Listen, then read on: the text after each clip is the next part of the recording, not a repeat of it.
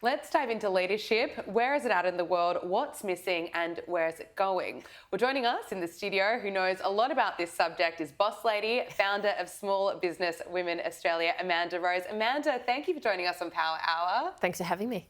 Let's look at America. The election isn't really that far away, and this is how the president, Joe Biden, has handled himself in his latest interview. If we don't step up and provide the help we need, I was able to find another $310 million available that hadn't been used yet. But I've run out of runway to provide for more aid without the aid of the Congress. He's speaking about funding for Ukraine, but it's hard to take him seriously when he's stumbling all over the place. He can't remember the word Congress. What's your reaction to watching this? It's actually quite sad.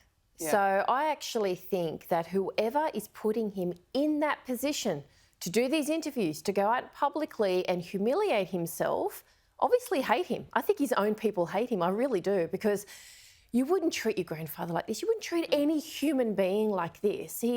Everyone knows that he doesn't really know what's going on. So then my question is, who is really in charge here? Who's making the shots? We know he's not sitting there at his desk making the big decisions. Someone else is, and they're putting him out the front. So who is it? And then when they put him out the front, it's just a disaster. I was speaking with some colleagues of mine saying, if you're his media advisor, of course you'd put him in hiding. You put him out in front of the television cameras and he stuffs up. And that's right. And if we flip this, if that was Trump or anyone else, really, so if that was a Republican of any kind, that would be ripped to shreds. You're incompetent, you're not a leader, we don't have any confidence in you. So the hypocrisy here really is quite suffocating. And you know what? People are sick of hypocrisy, regardless of what side of politics they're done. Let's look at the economy in America. Stubbornly high US inflation has grown stronger than expected. US prices rose 3.5% in the 12 months to March, which is up by 0.3% from February.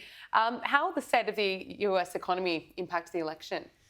A lot. I mean, that's kind of, well, let's face it, when Trump won, he was pushing for the working class and the small businesses, and everyone went, yes, I can relate to that. And at the moment, you have people that can't afford healthcare, they can't afford food, they can't afford housing. These are basic necessities. And look, Australia's not far behind, let me tell you, with what we're going through. But of course it's going to dictate it. I think a lot of political parties assume that people care about giving billions of dollars overseas. No, charity starts at home. Yeah. So you've got to get your own house in order first, and people know that. When they're seeing their children or they themselves can't get a job, or they've got to work 3 jobs to pay for rent, or they get kicked out because of the rental market and all of this, they don't care about your, international globalist policies. They care about how am I going to feed myself this week and my family.